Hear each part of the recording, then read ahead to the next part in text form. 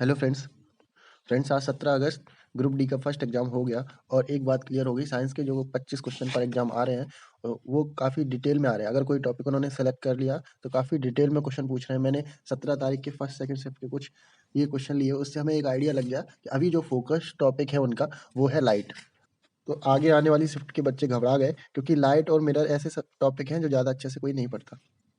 तो इस वीडियो में हम लाइट को कंप्लीट करते हैं। कॉन्सेप्ट तो आपको ज़्यादा समझ में नहीं आएगा, लेकिन एग्जाम में आप सही टिक कर देंगे। हम ट्रिक से इसको करेंगे। अब जैसे लाइट की स्पीड है, सबको पता है 3 × 10⁸ मीटर पर सेकेंड। ये एयर में है। ओके, इसको किसने मेजर किया था सबसे पहले? तो ओली रोइमर, इन्होंने खोजा था कुछ 1646 के आसपास। अब देखो, लाइट है वो रन करती है, तेज रन करती है, भागती है। उससे याद रखना है रनर ने खोजा था लाइट को।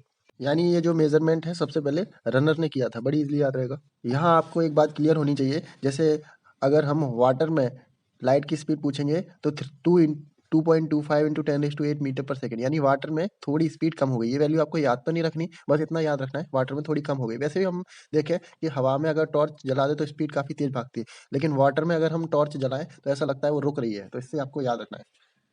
अब आपने देखा अलग अलग मीडियम के लिए अलग अलग स्पीड ऑफ लाइट है, तो इसके लिए एक टर्म हो गया यूज रिफ्रैक्टिव इंडेक्स, जिसको म्यू से रिप्रेजेंट करते हैं C/V।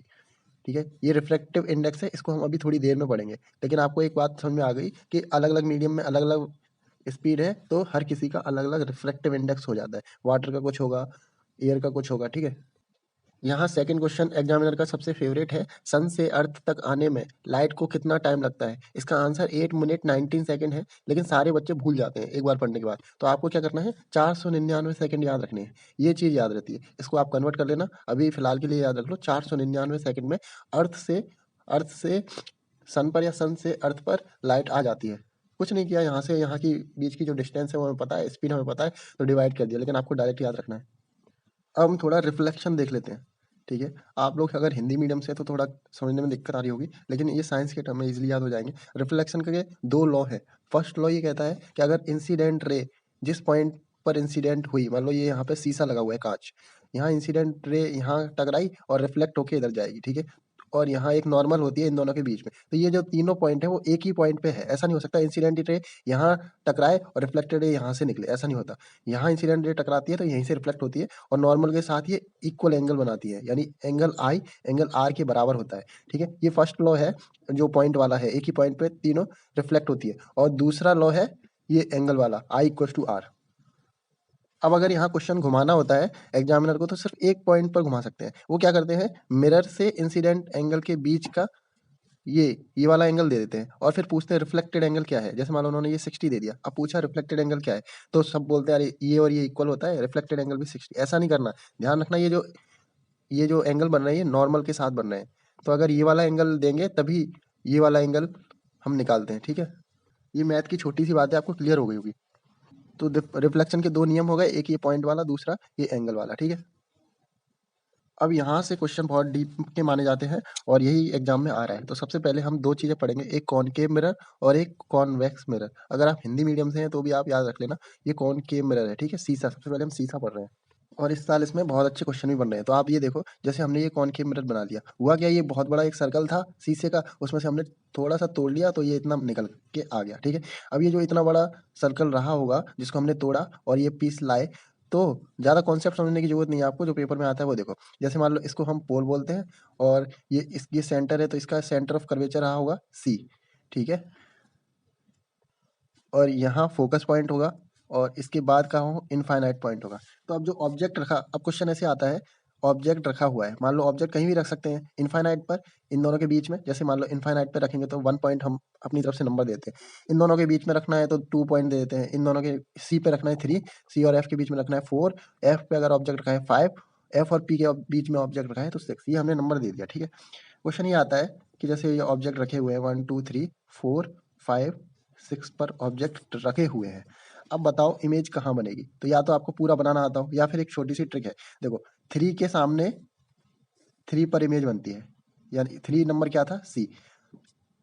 अब कुछ लोग कहेंगे कि ये नंबर कैसे याद रखें कि सी पर 3, कुछ नहीं करना आपको, इनफाइनाइट है, सी है, एफ है और पी है। अब आप कहाँ-कहाँ ऑब्जेक्ट रख सकते हैं? इनफाइनाइट पे रखेंगे, बहुत दूर रखेंगे, या फिर इन दोनों के बीच में रखेंगे और कोई ऑप्शन है ही नहीं, या फिर उसके बाद सी पर रखेंगे, या इन दोनों के बीच में रखेंगे, या एफ पर रखेंगे, या इन दोनों के बीच में रखेंगे। ये नेचुरल है, ये आपको याद करने की ज़रूरत नहीं है, ये अपने आप याद होगा। 6 जगह ऑब्जेक्ट रखे जा सकते हैं, हमने ट्रिक बनाने के लिए 1 2 3 4 नंबरिंग कर दी, ठीक है? 3 का ऑब्जेक्ट 3 पे बनेगा, इसके ऊपर 4 और इसके ऊपर 5, इसके नीचे 2, इसके नीचे 1, ठीक है? तो यानी कि ये हमें इमेज की लोकेशन पता लग गई है। अगर मान लो ऑब्जेक्ट, कोई क्वेश्चन ये पूछेगा कि बताओ ऑब्जेक्ट इनफाइनाइट और सेंटर ऑफ कर्वेचर के बीच में रखा हुआ है तो इमेज कहाँ बनेगी? तो हमें कुछ नहीं सोचना भाई, 2 पर ऑब्जेक्ट रखा हुआ है ना, तो 2 से 4 पर इमेज बनेगी। अब लास्ट में आते-आते नंबरिंग खत्म हो गई। 6 पर अगर ऑब्जेक्ट रखा हुआ है, यानी कि एफ और पी के बीच में अगर ऑब्जेक्ट रखा हुआ है, तो फिर इसकी इमेज बनेगी बिहाइंड द मिरर, मिरर के पीछे। ये लास्ट में अपने आप याद रहेगा, ठीक है? अब यहाँ से एक क्वेश्चन और बनता है कि इमेज कैसी होगी? इमेज कैसी होगी? तो सबसे पहले हम कॉनकेव मिरर पढ़ रहे हैं और सबसे पहले हम रियल चीज़ें ही पढ़ते हैं। तो आई एम रियल एक छोटी-सी ट्रिक है, इससे हमें एक चीज़ याद रहती है, इन्वर्टेड और रियल इमेज बनेगी इन सब में। I am real, I am real, I am real, ठीक है? लेकिन ये बिहाइंड द, लास्ट में बिहाइंड द मिरर बन रही है तो वर्चुअल और इरेक्ट हो जाएगी। जेईई मेंस और एडवांस वाले बच्चों को काफ़ी ड्रॉ करके बताया जाता है, ये शॉर्ट ट्रिक है, आप देख लो। आई एम रियल ऑब्जेक्ट की पोजीशन दे देंगे, इमेज की निकालनी है, 3 के सामने 3 है बस। अब एक चीज़ और पूछते हैं सी में कि ऑब्जेक्ट होगा वो कैसा होगा? मतलब साइज़ में कैसा होगा, इमेज कैसी बनेगी? तो जो 3 के सामने 3 बन रही है, वो तो सेम साइज़ की होगी, जितने साइज़ का ऑब्जेक्ट है उतनी साइज़ की इमेज बन जाएगी, ठीक है? उसके पहले छोटी, उसके पहले बहुत छोटी इमेज बनेगी, और सेम साइज़ के बाद बड़ी, और उसके बाद बहुत बड़ी, और उसके बाद बहुत ज़्यादा बड़ी, एनलार्ज्ड। ये इमेज ये इमेज बन जाएँगी। मतलब मैंने आपको एक ऐसी ट्रिक बताई है, जो अगर आपने एक बार सुन ली तो आपको पेपर में सीधे सही होगा और कुछ नहीं होगा। अब हम पढ़ते हैं नेक्स्ट कॉन्वेक्स मिरर, ठीक है? कॉन्वेक्स मिरर का सबसे अच्छा एग्ज़ाम्पल है जब हम गाड़ी में जा रहे होते हैं, ठीक है? तो जो बगल में शीशा लगा होता है, जहाँ से वो ट्रक वगैरह आता हुआ दिखता है पीछे से, वो सबसे अच्छा एग्ज़ाम्पल है। तो इसकी जो इमेज बनेगी वो छोटी बनेगी, क्योंकि जो मिरर में इमेज बनती है, ट्रक इतना बड़ा होता है लेकिन इमेज कितनी छोटी दिखती है, तो मिरर इमेज तो छोटी बनेगी, और इसमें इमेज बनेगी वर्चुअल और इरेक्ट, ठीक है? आई एम रियल हम पहले ही पढ़ चुके हैं। अब बात आती है लेंस की। मिरर की बात तो हो गई, अब लेंस की बात आई। लेंस में हम उल्टा करते हैं, ये कॉन्वेक्स लेंस है, ऊपर पढ़ते हैं, ठीक है? कॉन्वेक्स लेंस ज़्यादा कॉन्सेप्ट तो क्लियर अभी नहीं करा पाएंगे, लेकिन आपको बस ऐसे ही रखना है याद कि ये पोल है, यहाँ फोकस है, यहाँ सेंटर ऑफ कर्वेचर है, और लास्ट में कहीं इनफाइनाइट होगा। ऑब्जेक्ट कहाँ रख सकते हैं हम? या तो इनफाइनाइट, या फिर उसके बाद कहाँ रखेंगे? इन दोनों के बीच में, या यहाँ पे, या सी और एफ के बीच में, फिर एफ पे, फिर इन दोनों के बीच में। ऑब्जेक्ट यहीं रखे जा सकते हैं बस, और कहीं रखे नहीं जा सकते, ठीक? 6 जगह ऑब्जेक्ट रखे जा, इमेज कहाँ बनेगी? इमेज सिंपल है, 3 के सामने 3 पे, 4 5 2 1, और 6 में same side of the object, इस साइड सेम साइड हो जाएगा, कोई दिक्कत नहीं है आपको। और इमेज का प्रकार क्या होगा, मैंने आपको बता दिया। सबसे पहले हम रियल चीज़ें पढ़ रहे हैं, I am real, I am real, I am real, जितने भी हैं सब जगह आई एम रियल बन जाएगी इमेज, और लास्ट में ये क्या होगी? वर्चुअल और इरेक्ट। उसके बाद कौन कॉनकेव लेंस की बात करेंगे। कॉनकेव लेंस, इसमें क्या होगा? वर्चुअल और इरेक्ट बनेगी, वर्चुअल और इरेक्ट। ये काफ़ी डीप चीज़ मैंने आपको पढ़ा दी है 2 मिनट के अंदर।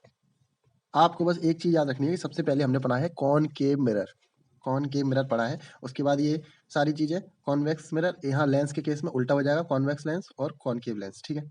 अभी इसी साल फर्स्ट शिफ्ट में ये क्वेश्चन आया था कि बताओ सी और एफ में क्या रिलेशन है? सी इज इक्वल टू 2f है, कैसे पता लगा?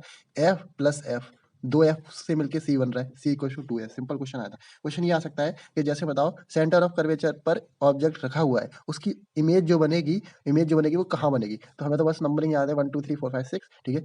आपने बोला कि सेंटर ऑफ कर्वेचर यानी 3 पर ऑब्जेक्ट रखा हुआ है, 3 पर ऑब्जेक्ट रखा है तो इमेज 3 पर बनेगी, ठीक है?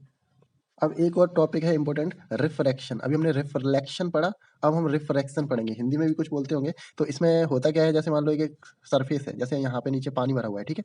पूरा पानी भरा हुआ है, यहाँ से बस लाइट इंसिडेंट हुई इस पॉइंट पे। अब पहले तो मिरर रखा हुआ था तो लाइट रिफ्लेक्ट हो जा रही थी, ये नॉर्मल है, ठीक है? नॉर्मल है। अब यहाँ क्या होगा कि लाइट रिफ्रैक्ट होगी, यानी कि अंदर जाएगी, ठीक है? तो इसको एयर है, एयर रेयर है, रेयरर मीडियम है, और ये पानी वाला में मीडियम थोड़ा डेंजर है, डेंजर बोलते हैं जिसका म्यू कम हो, ठीक है? जिसका म्यू ज़्यादा है तो इसको डेंजर बोलते हैं, जैसे ये पानी भरा हुआ है, ठीक है? और ये नॉर्मल लाइन है।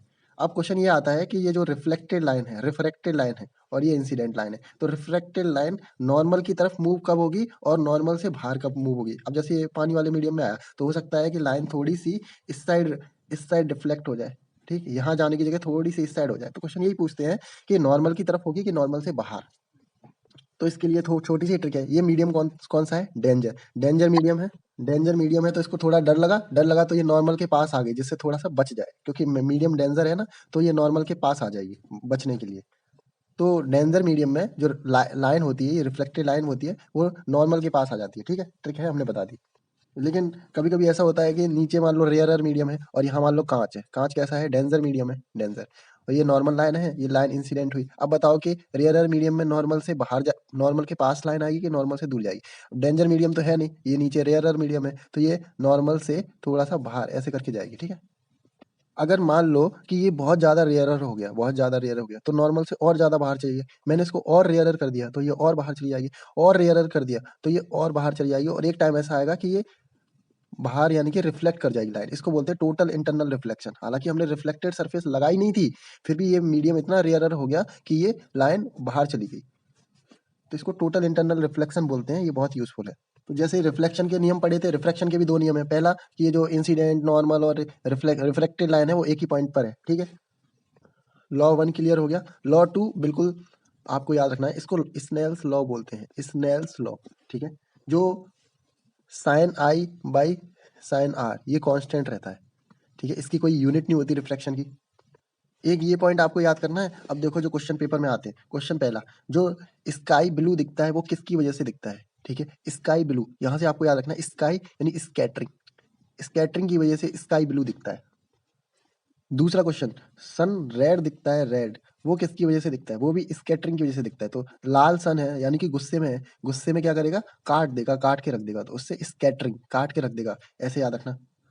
अब क्वेश्चन 3 है, रेनबो किसकी वजह से दिखता है? तो रेनबो यानी कि वो सतरंगी, क्या बोलते हैं उसको हिंदी में? इंद्रधनुष किसकी वजह से दिखता है? तो ये तो हमने प्रिज्म में एक्सपेरिमेंट किया ही है, डिस्पर्सन की वजह से।